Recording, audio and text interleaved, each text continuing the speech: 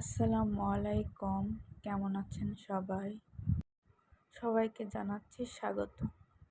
ধনিয়া পাতার ভর্তা বানাতে কি কি লাগবে দেখে নিই।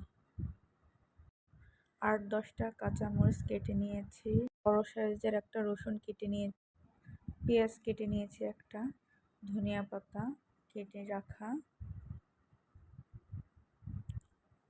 কড়াই বসিয়ে দিয়েছি চুলায়। কড়াইটা গরম হয়েছে, এখন দিয়ে নেব পরিমাণ মতো তেল। তেলটা গরম হয়েছে, প্রথমে দিয়ে দিলাম রসুন, এখন দিয়ে নিলাম কাঁচামরিচ, একটু নেড়ে নিলাম।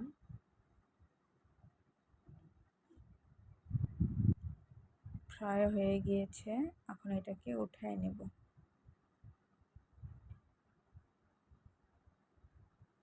কেটে রাখা পেঁয়াজ দিয়ে দিলাম, একটু নেড়ে নিলাম।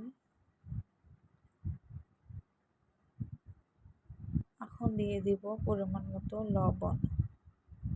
পেঁয়াজটা হালকা ব্রাউন কালার হয়ে গিয়েছে, এখন এটাকে উঠিয়ে নেব। এই তেলের মধ্যে দিয়ে দিলাম ধনিয়া পাতা।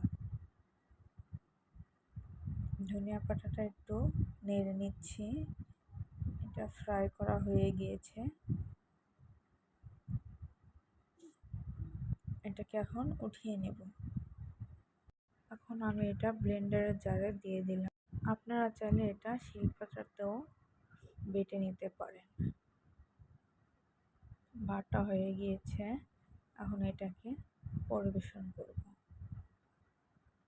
মুখে স্বাদ না থাকলে এইভাবে ভর্তা বানিয়ে খাবেন, অনেক ভালো লাগবে। সবাই সবার জন্য দোয়া করবেন, ভালো থাকবেন। আসসালামু আলাইকুম।